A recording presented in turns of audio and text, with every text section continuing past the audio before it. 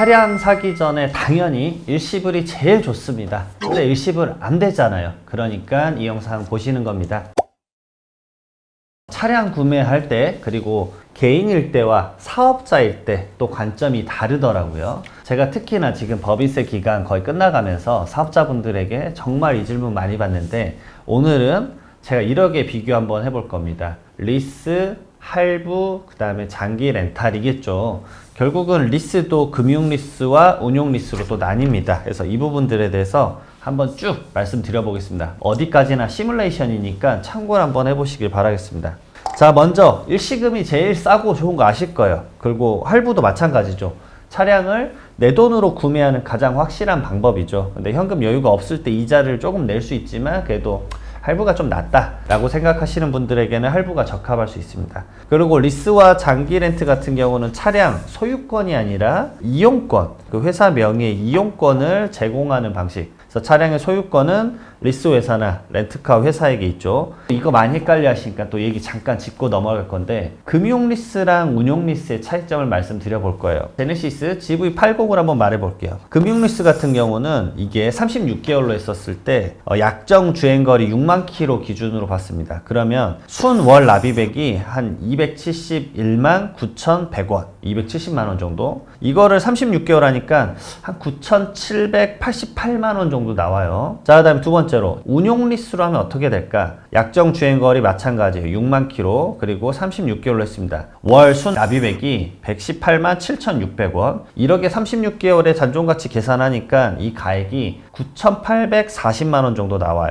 그래서 금융 리스보다 얼마 정도 비싸냐? 그래도 한 60, 70? 이 정도 비싼 것 같아요. 근데 그게 중요한 게 아니죠. 금융 리스는 결국은 다른 점이 있잖아요. 보험은 제가 별도로 가입해야 되고, 세금, 취등록세나 자동차세도 이용자가 부담을 해야 되는 면이 있습니다. 이런 금융 리스와 운용 리스의 차이점을 알아야 돼요. 결국은 눈앞에서 내는 금액이 적다? 하지만 보험료도 내가 내야 되고, 결국은 그 다음에 금융 리스 같은 경우는 세금도 내가 내야 된다. 결국 금융 리스는 리스 회사 명의로 구입을 한 다음에 계약 기간 동안 요금 납부하고, 계약이 만기되면 반납을 할 수가 없죠. 반납을 할 수가 없고, 여기도 마찬가지로 종료 후 처리 방식이 매입 방식으로 되어 있어요. 대부분 인수 혹은 재리스 방식이죠. 근데 운용 리스 같은 경우는 리스 회사 명의로 구입한 차량을 이용자가 이용만 합니다. 장기 렌트랑 아주 유사해요. 이용자는 계약 기간 동안 리스비 당연히 납부해야 되죠. 그리고 계약 만료 후에 선택할 수 있는 방안이 세 가지인 거예요. 반납이란 조건을 할 수 있는 거예요. 반납 아니면 매입 아니면 재리스예요. 그래서 이 리스비에 보험료랑 세금이 포함됐기 때문에 아까 말씀드렸던 대로 가격이 조금 더 비싼 거예요. 장기 렌트랑 비슷한 시스템이죠. 자, 그 다음에 장기 렌트는 GV80 하면 얼마냐?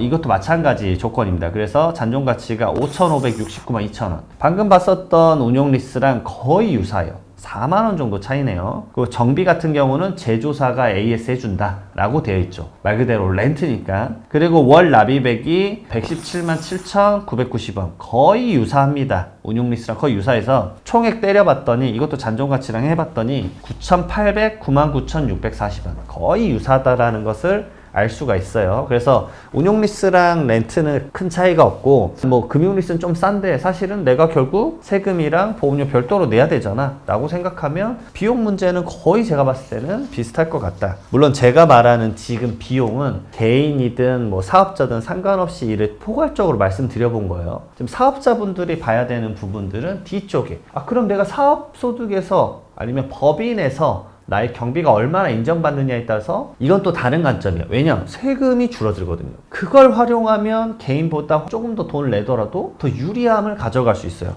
이 가장 큰 상황은 뭐냐면 일시불로 싸면 싼 건 알아요. 하지만 나는 지금 자금의 여력이 없을 수 있잖아요.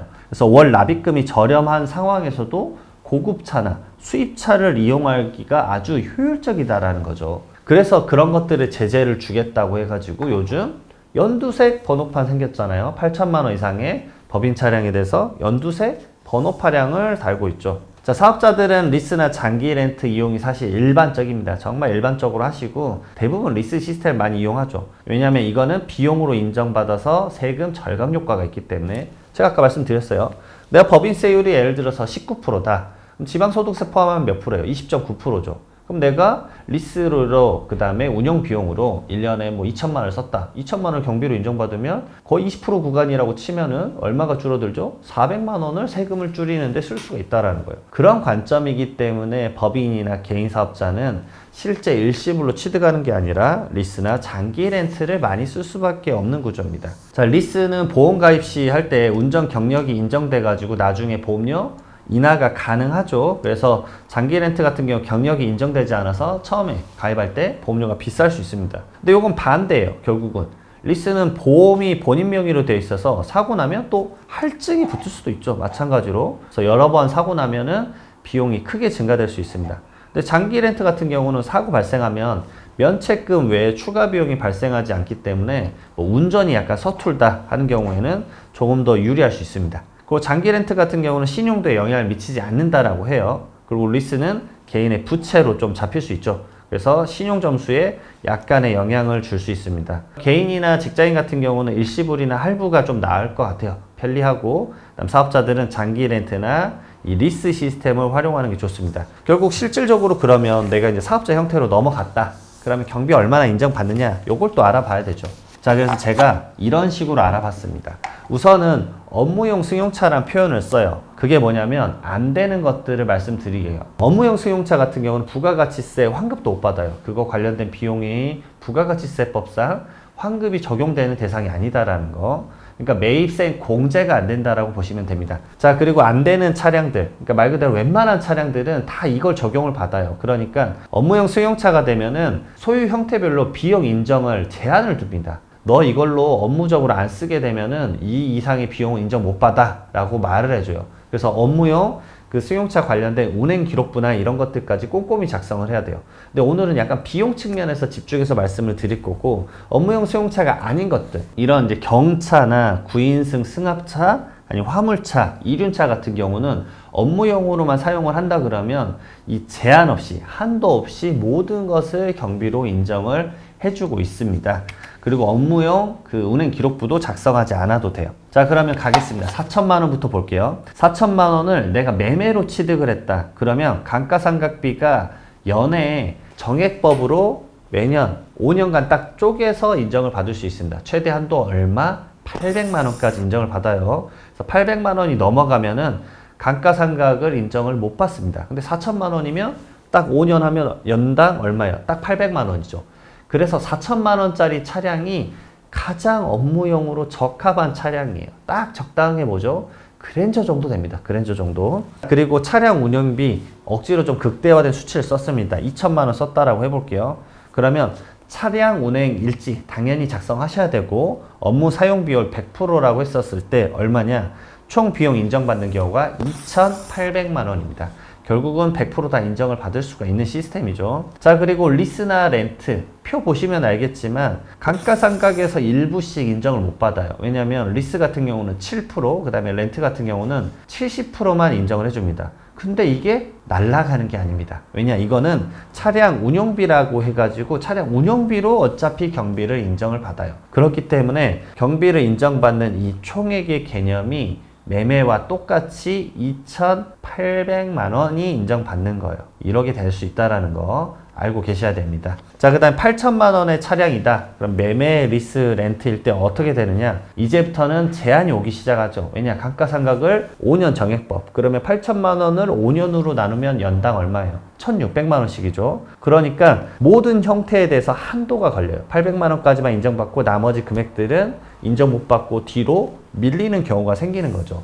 그런 복잡한 회계 처리는 여기서 우선 말하진 않을게요. 그렇지만 여기서 하나 더, 이제 리스와 렌트의 장점이 부각되기 시작합니다. 결국은 리스 같은 경우는 7%, 내가 감가상각 부분에 대한 7%, 그 다음에 차량 운영 비용에 대해서 30%가 경비로 인정이 돼요, 추가로. 그렇기 때문에 한도는 생겼지만 한도 이외의 부분이 생기기 때문에 매매 같은 경우는 똑같이 운영 비용 2천만 원에 감가상각 800만 원 하면 4천만 원 차량과 똑같이 2,800만 원의 경비를 인정받아요. 이건 추후에 말하겠지만 매매 차량이 1억 2천이든 2억이든 똑같습니다. 2,800만 원을 맥스로 밖에 못 받는 거예요. 차량 운용비 플러스 800만 원. 물론 여러 번 말씀드리지만 업무 사용 비율이 100%일 때를 가정한 거예요. 자, 근데 리스 같은 경우는 아까 말씀드렸던 그 7%, 그 다음에 렌트 같은 경우는 아까 말씀드렸던 감가상각 정도 되는 부분에 대한 30%까지를 경비로 인정을 받는 거예요. 그렇기 때문에 2천만 원에 리스 같은 경우 7%인 112만 원, 그 다음에 렌트 같은 경우는 480만 원이 추가되기 때문에 경비 인정 폭이 넓어집니다. 리스 같은 경우는 그래서 2,912만 원, 그 다음에 렌트 같은 경우는 3,280만 원의 경비를 인정받아요. 자, 1억 2천일 때도 마찬가지 접근법입니다. 그래서 매매일 때 2,800만 원이지만 리스일 때는 2,968만 원, 그 다음에 렌트일 때는 3,520만 원의 경비를 인정받습니다. 자, 그래서 하나 더 참고하시라고 또 올려둔 게 뭐냐면, 자, 그러면 차량가액 8,190만 원의 가액의 차량이 있었어요. 이 차량을 금융리스와 운용리스와 렌트로 한번 또 나눠봐서 여러분들에게 알려드려 봅니다. 여기서 또 장점이 나와요. 금융리스는 지출 비용이 더 많았잖아요. 월 납입액이 아까 보셨지만 거의 2배 이상이 높습니다. 그렇기 때문에 경비 인정을 아주 많이 받을 수가 있어요. 왜냐면 감가상각에 해당하는 자산 성질 비용이 많이 잡히거든요. 그렇기 때문에 계산을 해보면 일반적으로 이걸 매매 취득했다 그러면 어차피 한도인 2,800만 원에 걸려요. 그렇지만 금융리스 같은 경우는 3,020만 원까지 경비 인정, 그 다음에 운용리스 같은 경우는 2,899만 원, 꽤 많이 받죠. 자, 그리고 렌트 같은 경우는 이것도 상당해요. 3,220만 원까지 경비로 인정받습니다. 그럼 이 차이가 뭡니까, 세무사님? 자, 렌트랑 매매의 극한의 차이로 한다 그러면 연에 얼마 차이죠? 420만 원 차이입니다. 자, 그럼 여기서 중요한 건 뭐냐면 내가 적용받는 세율이 몇 프로냐가 중요해요. 지금 법인세 신고 기간이니까 법인으로 말씀드려보면 420만 원을 내가 법인세를 내가 한 9%대 그러면 9% 세율 구간을 적용받는다.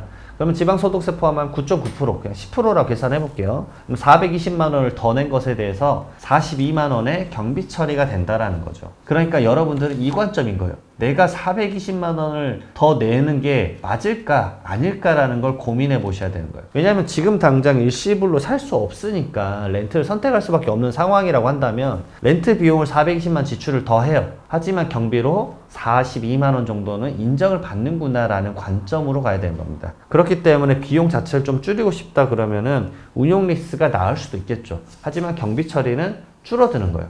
제가 그래서 사업자분들에게 항상 말씀드리는 게 있습니다. 일시불로 할인받아서 사는 게 제일 싸고 좋다. 왜냐 어차피 비용 인정 똑같이 받는다. 근데 비용 적게 인정받지 않냐? 비용을 적게 인정받았다라는 거는 당신이 지출 비용이 적다라는 얘기다. 세금은 그 중에 일부다. 가장 많은 세율을 내는 종합소득세 최고 세율일 때가 지방소득세 포함해서 49.5%입니다. 그럼 거의 50%에 육박하죠. 그렇다라고 한다면은 아까 렌트와 매매 차인 420만 원에 50%, 210만 원 정도가 세금 줄이는 데 쓰이긴 할 거예요. 하지만 결국 그것도 210만 원을 더 지출한 상황은 맞습니다. 결국은 내가 나의 지금 운용 상황에 맞춰서 그리고 내가 뭐 사업을 해야 된다. 가끔 이제 그런 걸 비춰줘야 되는 분들이 있잖아요. 수입차나 고급차를 비춰줘야 된다. 그러면은 이것들을 잘 활용할 때 어떤 방식으로 활용할 것인지 고민해보고 선택하셔서 경비 처리도 잘 받으시길 바라겠습니다. 다음에 또 다른 영상으로 이 기장 관련된 그리고 자영업자, 소상공인 분들에 대한 영상도 많이 찍도록 하겠습니다. 감사합니다.